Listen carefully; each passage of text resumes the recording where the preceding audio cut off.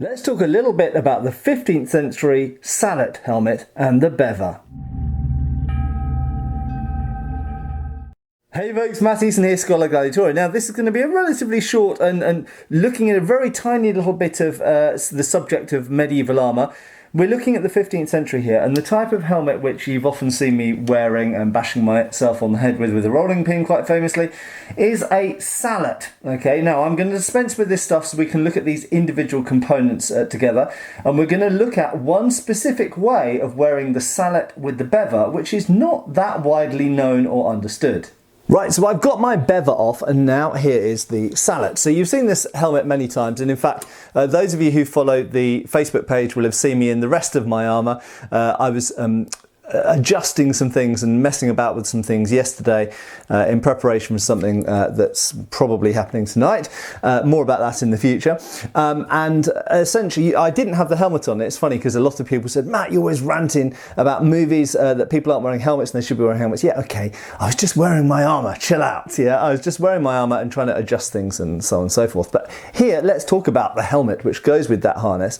And this is called a Sallet or Sallet. I'm trying to reform my pronunciation. Most people would call this a Sallet, incidentally, but I think etymologically speaking, in English, in medieval English anyway, it was probably referred to as a sallet, the same way as we say a bassinet. So anyway, knight errant convinced me of that. But people are probably fairly familiar with this type of helmet. And if you're not, you should be, because in the 15th century and indeed into the 16th century, this was just an insanely popular type of helmet. And this was almost the standard go-to helmet across certainly Western Europe throughout the 15th century, and as I say, into the 16th century as well. And who wore it? Everybody. Okay, you literally, the most lowly of soldiers, at least the most lowly soldiers who could afford any kind of helmet or were provided helmets by their lord, would have a sallet of some kind. They didn't all look exactly like this, and more about that in my future video, part 2, looking at medieval helmets. They didn't all look like this, but they were all roughly similar to this. So you'll notice it covers essentially, if I put it on, it covers halfway down my face, okay, and that's one of the characteristic features of these helmets, and that's what we're talking about in this video. Now, so everyone from a crossbowman, billman, all the way up to a knight, a lord, a king, Emperor Maximilian, whoever could wear one of these and did wear one of these. That's not to say that other helmets weren't also worn as well at this time, things like the armet, later on the close helmet, and various types of helm as well. But anyway, more of that in the future video. But one of the things that's characteristic about these helmets is whether they have a lifting visor or not, they only come down usually somewhere around half the face. Now, towards the end of the 15th century, yes, indeed, there is something that commonly gets called the bellows sallet, which actually has a visor which does come down all the way. So it's kind of funny in a way, because they went away from things like bassinets, which had full face helmets. They went to sallets with a separate Bevor. We'll talk about the Bevor in a second. And then they went backwards again to full face visor. But for whatever reason, these sallets were hugely popular in the 15th century.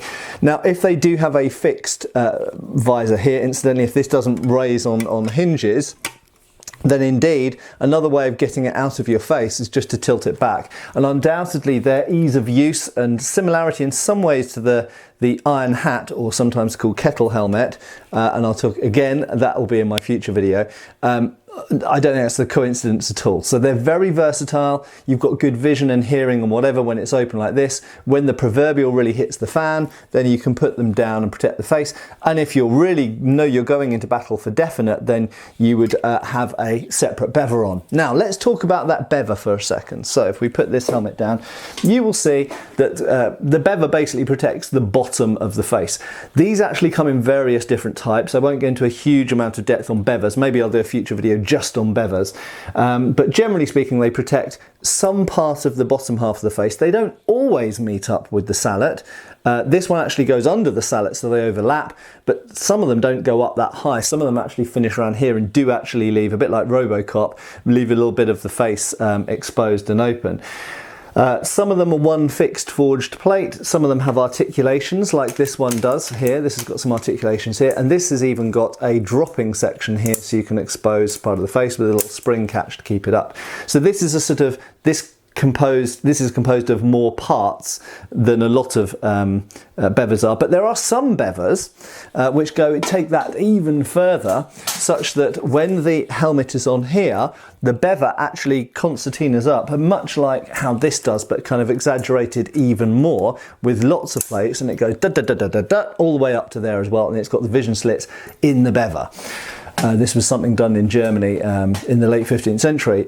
So there is a variation between how much the sallet covers and how much the bever covers, but fundamentally they're designed to work together. Now, in the world of jousting, for example, sallets and bevers are not very popular for safety reasons.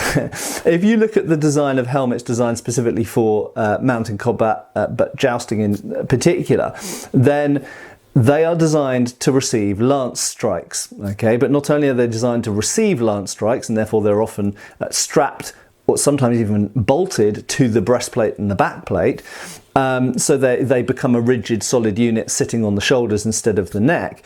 But in addition, they don't really have many openings. Now, one of the great things about a sallet is you can look around everywhere in it. You've got lots of nice air and vision and hearing and things like this.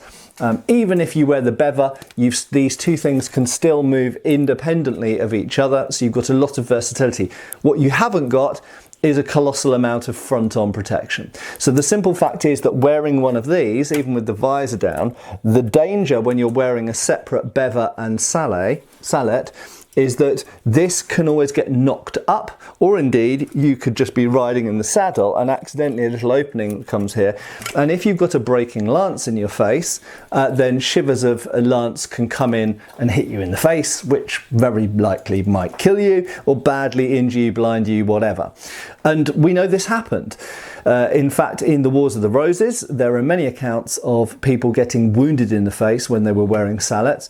And in addition to this, this is even wearing the bever, okay? We know from historical records, both from art and written accounts and descriptions of people's deaths, like at the Battle of St Albans and stuff like this, we know that sometimes people went, that bever's such a nuisance, it's uncomfortable, it gets all soggy and sweaty inside, I don't like it, I'm going to leave it off, I'll be fine.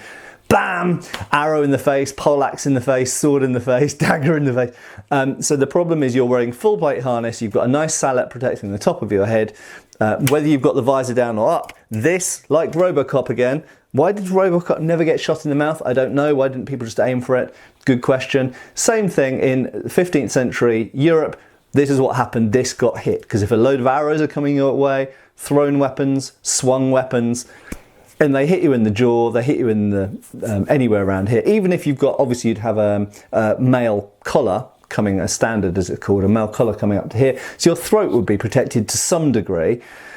But a full-on thrust from a poleaxe or a shot from an arrow will probably go through the male collar, or at least hurt a lot. And obviously if it hits anything from your chin upwards, then that's bad news, because even if you don't die, you're going to be very badly incapacitated and you'll probably die quite soon after. So these were a very, very important way of completing this helmet set. But as I've mentioned, they have a weakness. They have a weakness that they can come, even with the visor down, they can open up and create an opening in here to get you. So what was one solution? There were other solutions, but what was one solution they did to overcome that? Well, I'm going to put it on and show you. So first things first, normally you put the helmet on first, and you put the chin strap under your chin, unsurprisingly, and then you put the bever on. This is the usual way, seems to be the conventional way of wearing a bever with a sallet.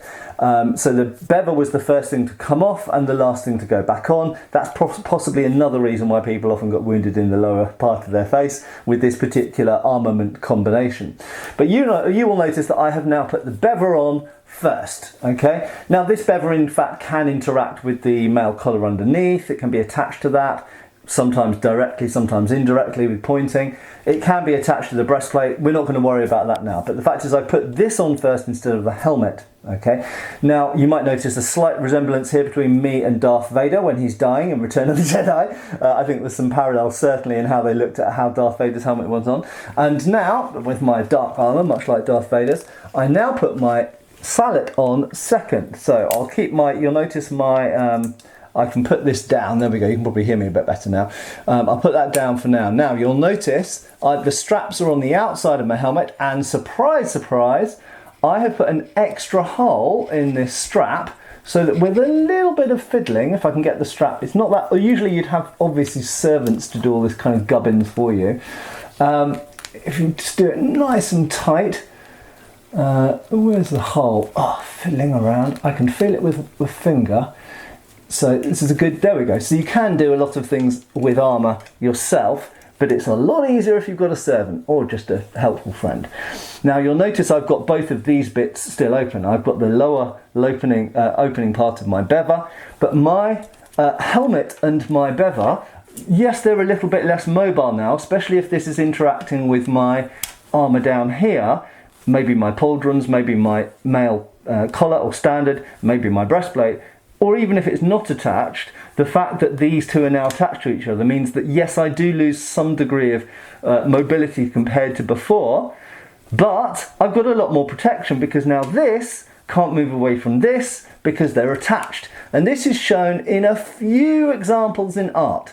So we know that it wasn't the normal way of doing it, but we know that it was sometimes done. And now if I push that up, when I push that down, there we go, make sure that's nice and tight in there. Those are two now units that can't easily, you probably can't hear me very well, so I'll speak up, but they can't now easily come apart if this is hit from any direction and anything bad happens to me.